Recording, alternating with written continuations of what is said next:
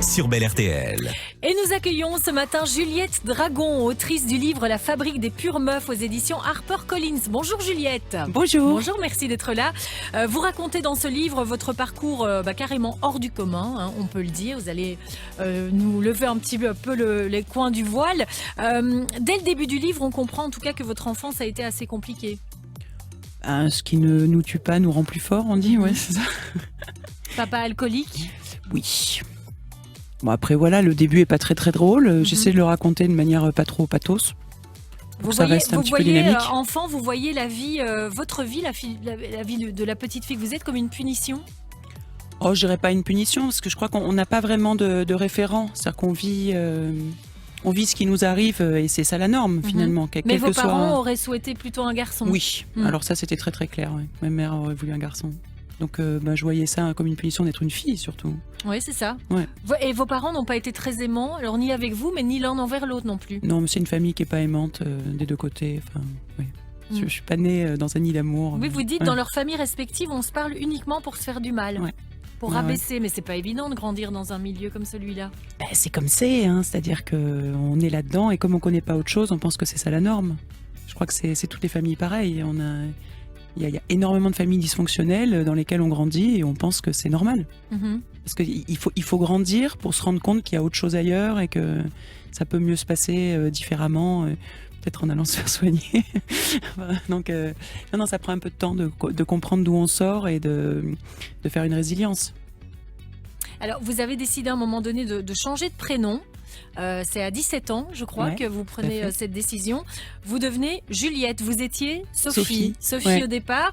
Juliette, pourquoi? C'est votre maman qui aimait ce prénom? C'était mon troisième prénom. Ma mère comptait m'appeler Juliette parce que c'était son pseudo quand elle faisait du théâtre. Et mon père m'a appelée Sophie juste pour la faire chier. Enfin, c'est ce qu'il m'a dit, excusez-moi pour le gros mot, mais c'est ce qu'on m'a dit ouvertement. Donc à 17 ans, j'ai eu envie de me réapproprier mon nom, qui était celui qui m'était destiné. Et puis qui finalement était aussi un prénom de l'artiste que j'allais devenir. Vos parents, c'était un mariage forcé? En fait, ça existait encore à cette époque? Il faut croire. Non, mais mon grand-père, ma mère est la cadette d'un couple de personnes qui étaient nées au 19e siècle. Mon grand-père est né en 1893. Donc c'était une autre société, une autre manière de vivre. Quand je suis née, mon grand-père avait 80 ans. Donc c'est vraiment le siècle précédent. Donc c'est d'autres valeurs, une autre culture, une autre époque, vraiment. Cette situation familiale, vous l'expliquez dans le livre, a eu des impacts aussi directs sur votre santé, votre évolution. C'est-à-dire que vous faites tout plus tard que les autres. Oui, bien sûr. Bébé, c'est un peu dur de se déplacer quand on prend des coups. Ouais. On vous croit même handicapé à un moment donné. Moi, on me croit sourde, parce que je parle pas. Je veux pas faire de bruit pour pas déranger. Ouais. Alors, vous vivez avec vos deux parents jusqu'au jour où votre père s'en va, sans vraiment d'explication. Ma mère voulait divorcer, il refusait de divorcer, puis finalement il finit par partir en emportant une bonne partie de tout ce qu'on possède. Mais on se trouve soulagé quand même quand il s'en va. L'école fut aussi un supplice pour vous? Vous êtes souvent exclu par les autres élèves? C'est un petit peu compliqué, au début, C'est-à-dire que c'est une époque où on ne divorce pas, donc c'est les années 70, on ne divorce pas encore. Ça se fait pas. Donc le fait d'être fille de divorcée m'ostracise pas mal à l'école aussi. Mais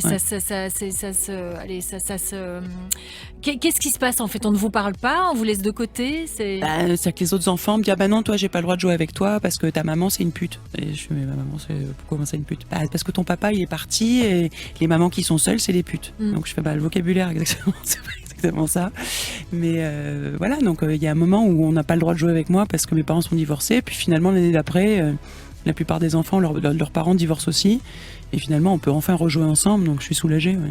Et puis un jour, à l'adolescence, vous partez vivre à la campagne, dans la Drôme, c'est ça avec Alors, je n'y pars pas vivre, j'y passe mes vacances, toutes mes vacances.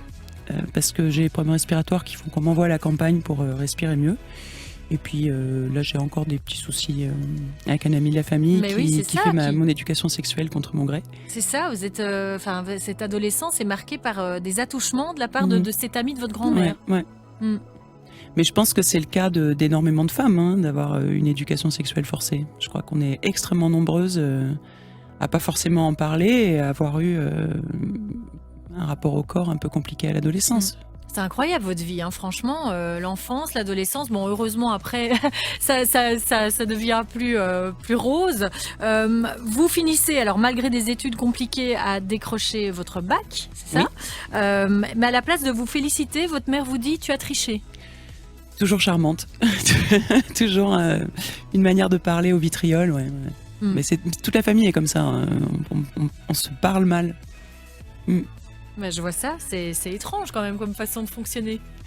Je veux dire, ouais, c'est pas facile d'évoluer dans une situation pareille. Bon, écoutez, on va continuer à raconter votre vie qui, comme je le disais, devient un peu plus ensoleillée par la suite. J'espère que quand même, parce que là on en donne une vision extrêmement noire, mais c'est le tout début du bouquin qui raconte qu'au début c'est pas très commode, mais au final, les personnes qui lisent le livre me disent qu'elles rient quand même, que c'est quand même assez marrant à lire. On va parler de vos réussites et de tout ce que vous avez mis en place juste après une petite pause. À tout de suite. Merci.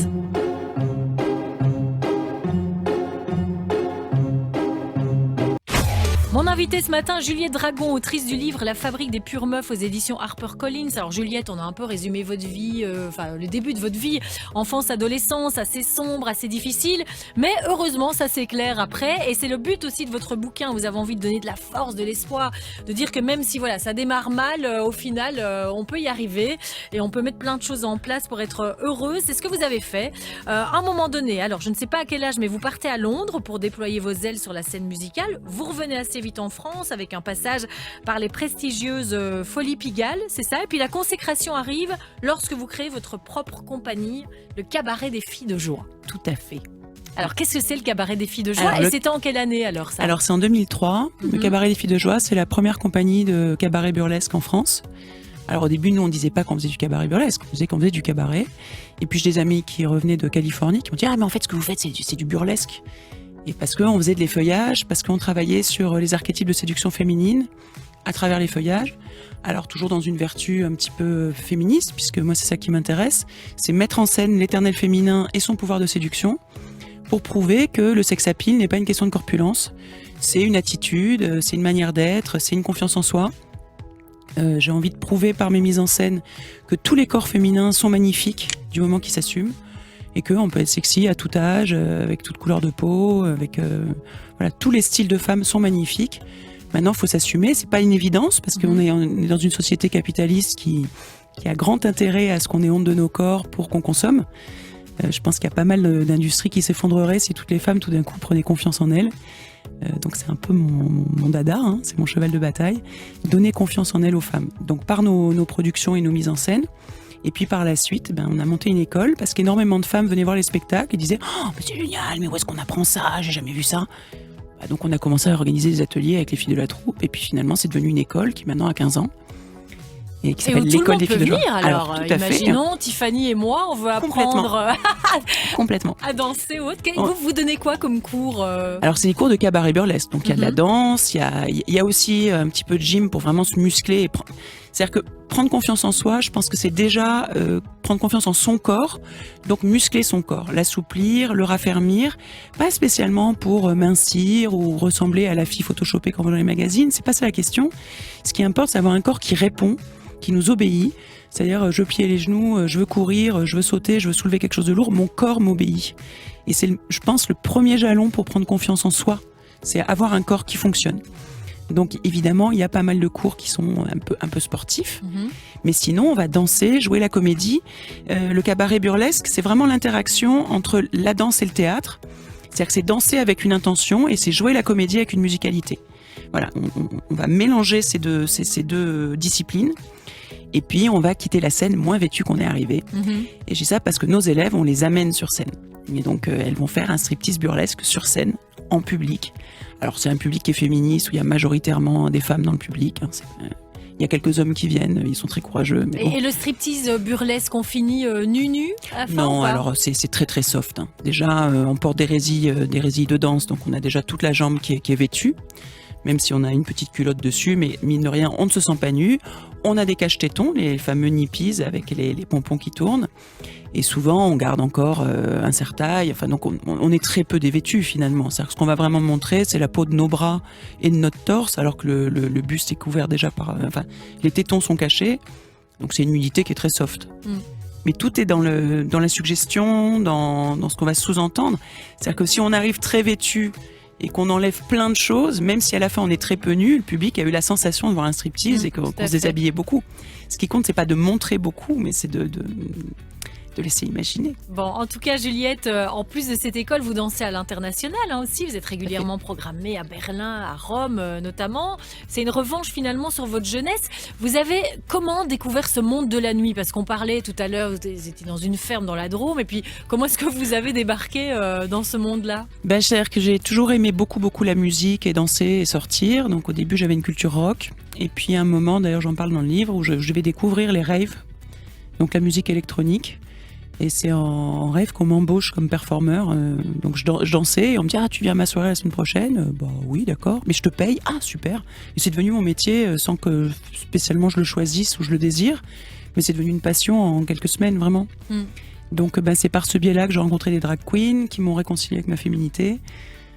Donc voilà, c'est les drag queens qui m'ont appris à me dire que être une femme n'était pas une malédiction, que c'était un truc super. Bon, en tout cas, on a l'impression que vous avez eu 1000 vies en lisant le livre.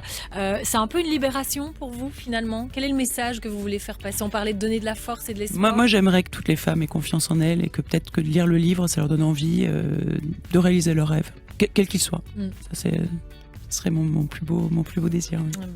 Un beau message pour terminer. Juliette Dragon, la fabrique des pures meufs aux éditions HarperCollins. Achetez ce livre pour découvrir l'itinéraire d'une artiste hors norme. Merci beaucoup. Merci infiniment. Merci. À bientôt. Merci.